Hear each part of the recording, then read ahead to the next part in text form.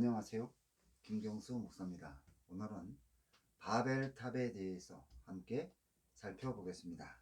먼저 바벨탑을 쌓은 사람들에 대하여 살펴보면은 창세기 11장 1절에서 언어가 하나요 말이 하나이었더라는 증거와 창세기 11장 7절에서 자 우리가 내려가서 거기서 그들의 언어를 혼잡하게 하여 그들이 서로 알아듣지 못하게 하자 하시고 여호와께서 그들을 온 지면에 흩으셨으므로 그들이 그 도시 건설하기를 그쳤더라는 증거는 바벨탑을 쌓음으로 언어가 혼잡하게 되어 사람들이 자유롭게 소통할 수 없게 되었다는 것을 증거하고 있습니다. 그 결과 말이 통하지 않는 사람들끼리 소통하기 위해서는 통역을 세워야 했으며 세상 사람들 사이에 말이 통하지 않게 되자 사람 사이에 높은 담이 세워져 고립이 심화되었고 민족과 나라들 사이에 갈등이 생기는 원인을 제공했다는 것을 가르쳐 주는데 이러한 역사적 증거는 바벨탑을 쌓음으로 인류의 후손들에게 큰 피해를 주었다고 증거하고 있습니다. 창세기 11장 2절에서 이에 그들이 동방으로 옮기다가 시날 평지를 만나 거기 거류하였다고 하였는데 본절에서 그들은 노아와 그의 가족들을 가리키며 거류하다는 말은 정착하다는 뜻으로 노아의 가족들이 살 곳을 찾다가 마침내 마땅한 장소를 찾아 정착하게 되었음을 나타내며 창세기 9장 20절에서 노아가 농사를 시작하여 포도나무를 심었던 곳이 이곳이었다고 판단이 됩니다. 시날이라는 말은 두 강 사이라는 뜻으로 유프라데스 강과 티그리스 강이 만나서 흐르는 지역이었다고 유추할 수 있습니다. 창세기 11장 3절에서 서로 말하되 자 벽돌을 만들어 견고히 굽자 하고 이에 벽돌로 돌을 대신하며 역청으로 진흙을 대신하고 또 말하되 자 성읍과 탑을 건설하여 그 탑 꼭대기를 하늘에 닿게 하여 우리 이름을 내고 온 지면에 흩어짐을 면하자 하였다고 하였는데 먼저 본 절에서 언급한 사람들이 처음으로 성읍을 건설하고 탑을 쌓은 것이 아님을 알 수 있습니다. 왜냐하면 창세기 10장 10절에서 니무롯의 나라는 시날 땅의 바벨과 에렉과 악각과 갈레에서 시작되었다고 하는 증거는 바벨에서 니무롯의 나라가 시작되었고 바벨이 니무롯이 세운 나라의 중심이었기 때문에 바벨을 니무롯이 건축했다는 것을 가르쳐주고 있기 때문입니다. 그리고 창세기 11장 3절에서 서로 말했다는 것은 각자 그 이웃에게 말했다는 뜻으로 니무롯이 세운 나라가 어려움에 처하자 서로가 서로를 격려하며 용기를 주었다는 것을 나타내고 있습니다. 이러한 행위는 그동안 나라를 세우고 중요한 일을 추진해 왔던 니무롯이 갑자기 죽음으로 그 나라 사람들이 큰 혼란에 빠져 좌절하고 절망할 때 니무롯과 함께 일을 추진하던 사람들이 현재의 어려운 상황을 극복하고 니무롯이 했던 일을 계속 추진하기로 결정한 후에 이들의 결정에 동조했던 사람들이 망설이는 사람들을 설득하여 모든 사람들의 마음을 하나로 모았다는 것을 증거하고 있으며 그뿐 아니라 니무롯이 했던 공사를 더 완벽하게 마무리 지으려고 흙과 돌을 사용해서 하던 공사를 진흙을 구워서 만든 벽돌과 역청으로 자재를 바꾸었다고 언급하였습니다. 진흙을 구워서 벽돌을 만들면 돌을 사용했을 때보다 무게가 가벼워지고 벽돌의 강도가 더욱 강해져 높은 탑을 쌓는 자재로 유리하다고 판단했다는 것을 나타내며 역청으로 진흙을 대신하자고 하였는데, 역청은 아스팔트를 가리킵니다. 진흙 대신 아스팔트를 사용하여 탑을 쌓으면 진흙을 사용하여 건축했을 때보다 단단하게 굳으므로 내구성이 강해져 영구적으로 보존할 수 있다고 진단했다는 것을 증거하고 있습니다. 이렇게 건축 자재를 바꾼 것은 그동안 진행해온 공사의 약점을 합리적으로 보완했다는 것을 나타내며 공사를 완성하려는 의지가 얼마나 강했는지를 가르쳐 주고 있습니다. 이러한 증거를 종합하면 바벨탑을 쌓는 사람들이 대단히 뛰어난 건축 기술과 문명을 가지고 있었다는 것을 알 수 있습니다. 그런데 두 강 사이 신할 평지에 사람들이 많이 살 수 있는 성읍을 건설하고 하늘에 닿을 수 있는 탑을 쌓으려는 것은 홍수를 두려워하여 방지하려는 의도를 가진 것이 아닙니다.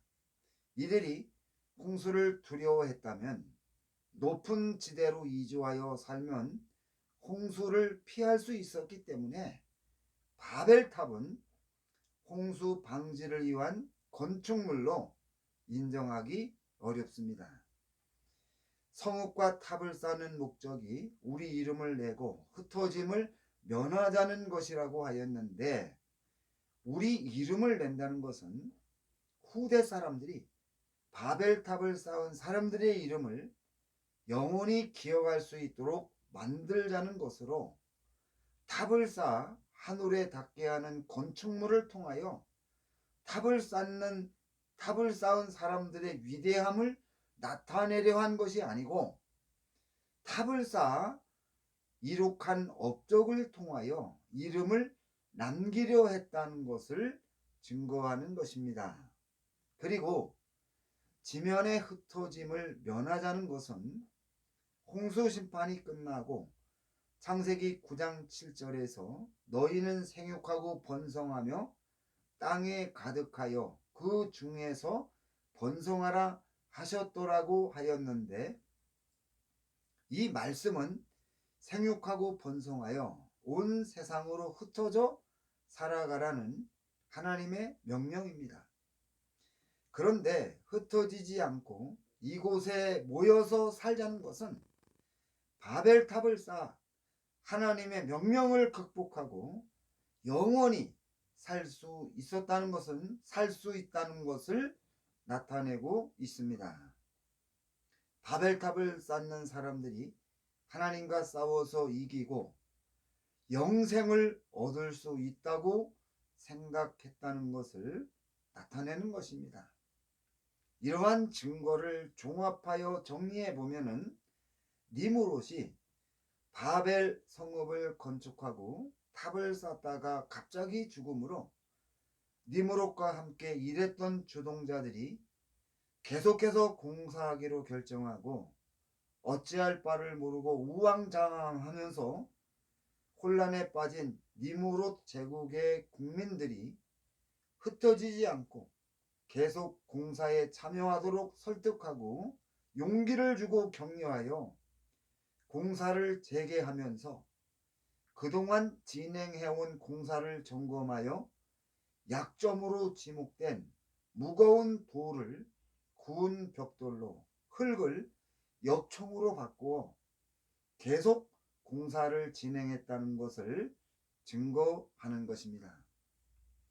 이러한 성경의 증거는 바벨탑을 쌓은 사람들이 얼마나 무모하고 어리석은 행동을 했는지 교훈하고 있습니다. 창세기 11장 5절부터 9절까지 해서 여호와께서 사람이 건설하는 그 성읍과 탑을 보려고 내려와 언어를 혼잡게 하여 공사를 진행할 수 없게 만들고 공사에 참여했던 사람들을 온 지면에 흩으셨다고 언급하였습니다. 창세기 11장 1절부터 9절까지 해서 증거한 내용을 살펴보면 당시 사람들이 바벨탑과 성읍을 건설하여 대대적으로 하나님을 대적했음에도 하나님이 심판하여 멸하지 않고 공사를 중지시킨 후에 온 땅으로 흩어지게 하는 선에서 마무리했다고 언급했는데 본절에서 하나님이 심판하지 않은 이유를 발견할 수 있습니다. 하나님이 심판하지 않은 이유가 사람들을 온 땅으로 흩어지게 하기 위함이라고 하였습니다. 바벨탑을 쌓는 사람들은 니무롯의 생각에 동참하여 하나님과 전쟁을 했던 사람들임에도 하나님이 이들을 심판하지 않은 것은 창세기 9장 7절에서 너희는 생육하고 번성하며 땅에 가득하여 그 중에서 번성하라는 말씀이 성취될 수 없기 때문이라고 판단이 됩니다. 하나님이 노아의 가족들에게 창세기 9장 7절을 말씀하셨는데 노아의 가족 중에 바벨탑을 쌓는데 동참한 사람이 있었다는 것을 나타내며 그가 심판을 받고 죽으면 하나님의 말씀이 성취될 수 없기 때문에 하나님이 심판하지 않은 것으로 추정할 수 있습니다. 그렇다면 니무롯이 바벨탑을 쌓은 목적에 대해서 함께 살펴보겠습니다. 창세기 10장에 기록된 셈과 함과 야벳의 족보를 살펴보면 야벳과 셈의 순서를 바꾸어서 기록했는데 그 이유는 노아의 집안에서 야벳이 장자 역할을 했기 때문이라고 앞에서 살펴보았습니다.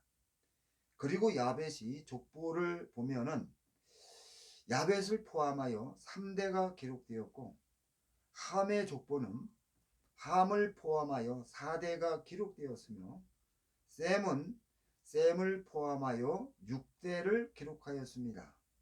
이러한 증거는 야벳과 함이 신할 평지에서 함께 살았던 기간을 가르쳐주는 것으로 판단이 되는데 야벳은 자신의 아들과 손자들을 데리고 신할 땅을 떠날 때까지 함께 살았으며 함은 자신의 증손자들을 포함한 가족들을 데리고 떠날 때까지 함께 살았으며 셈의 자손은 벨렉이 예루살렘에서 사람들을 데리고 다시 돌아왔기 때문에 셈의 자손들은 흩어지지 않고 신할 땅에서 계속 살아온 것과 같다는 것을 나타내는 것으로 판단할 수 있습니다.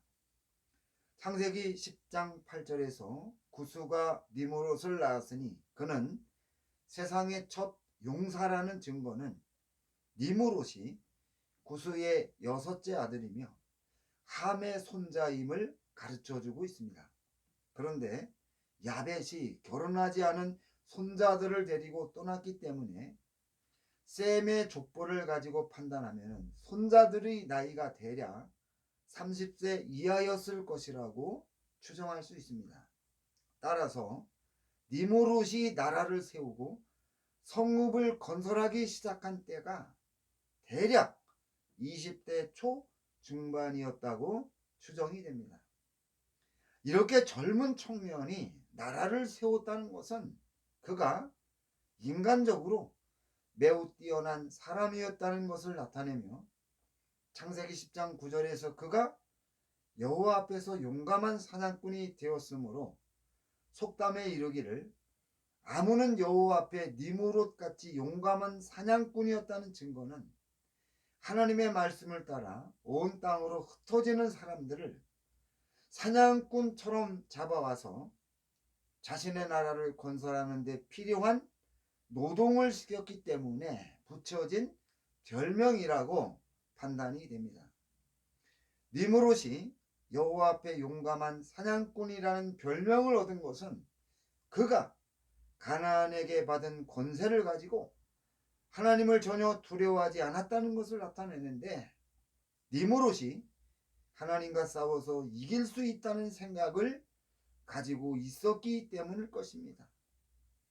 창세기 10장 8절에서 니므롯이 세상의 첫 용사라고 하였는데, 용사라는 말은 강력한 힘을 가진 전사라는 뜻으로 니므롯이 홍수심판 이후에 강력한 전제 정치를 했던 첫 번째 인물이었다고 증거하는 것입니다.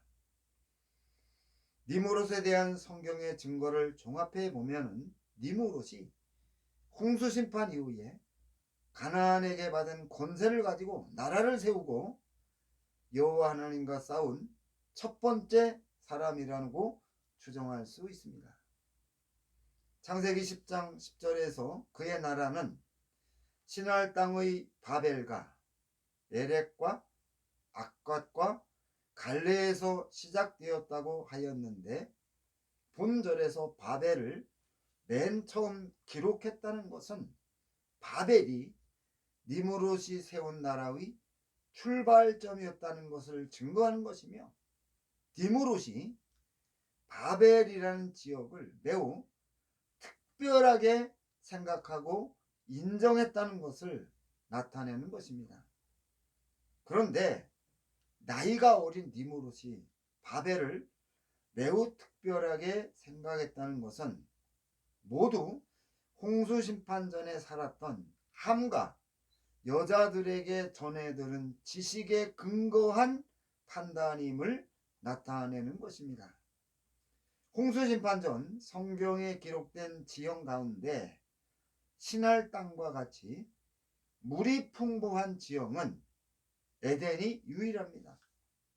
창세기 2장 10절에서 강이 에덴에서 흘러나와 동산을 적시고 거기서부터 갈라져 내 근원이 되었다고 했는데, 시날 평지가 에덴과 지형이 비슷했기 때문에 니므롯이 바벨에 큰 의미를 두어서 자신이 세운 나라의 시발점으로 삼은 것이라고 추정이 됩니다.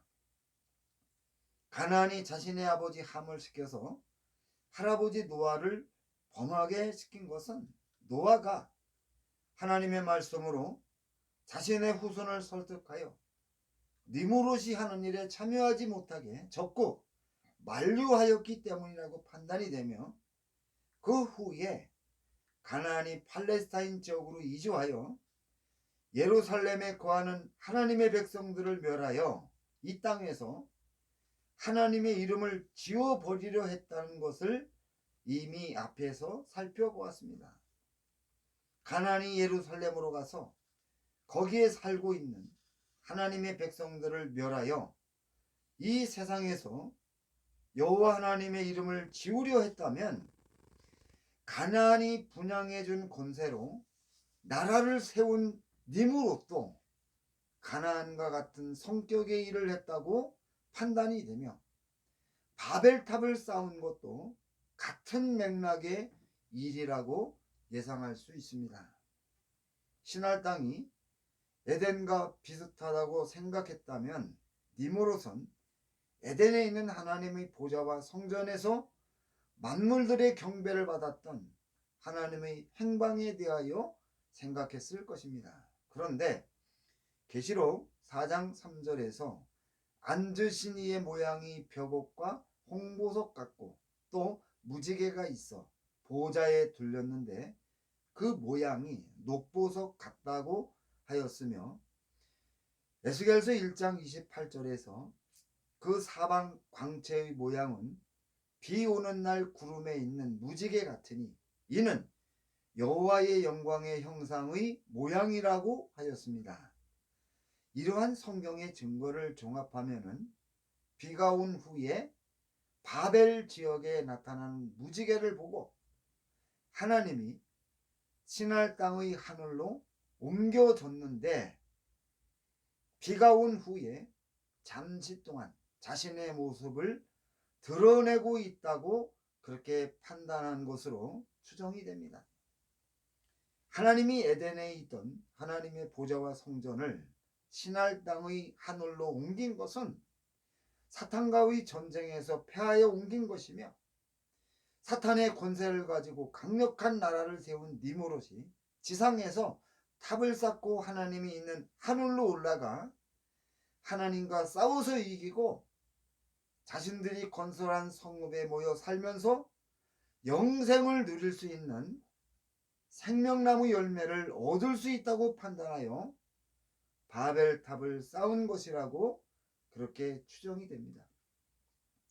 니무롯이 죽은 후에 바벨탑을 쌓는 사람들의 목표가 우리 이름을 내자고 정했다는 것은 후손들에게 영광을 받는 대상이 니무롯 대신 바벨탑을 쌓은 사람들 전체로 바뀐 것을 나타내는 것입니다.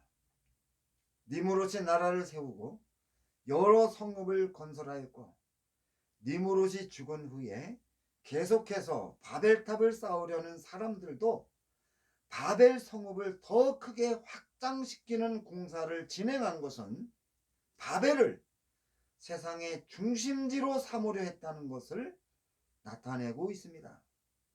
가나안은 예루살렘에 살고 있는 하나님의 백성을 진멸시키고, 니무롯은 바벨탑을 쌓아 하나님을 이기고 영생을 빼앗아 소유하여 하나님이 없는 이 세상에서 영원히 살려 했다는 것으로 그렇게 판단이 되는데, 이들이 얼마나 어리석고 무모한 사람들인지를 가르쳐 주고 있습니다. 바벨탑 사건은 사탄의 권세를 받고 사탄에게 미혹당한 사람들이 언제나 상식 이하의 일을 한다는 것을 교훈하고 있습니다. 따라서 우리는 사탄의 종이 된 세상의 모든 사람들이 바벨탑을 쌓는 일을 하지 못하도록 교회의 역량을 키워야 합니다. 그리고 이단의 역사를 경계하고 그들의 활동을 막기 위하여 우리 교회는 총력을 기울여야 할 것입니다. 이렇게 해서 오늘 강론을 모두 마치겠습니다. 이 강론을 통해서 바벨탑에 대해 올바른 지식을 알고 더욱더 성경을 깊이 이해하며 참으로 우리가 하나님을 올바로 믿는 역사가 있기를 주님의 이름으로 부탁드리겠습니다. 감사합니다.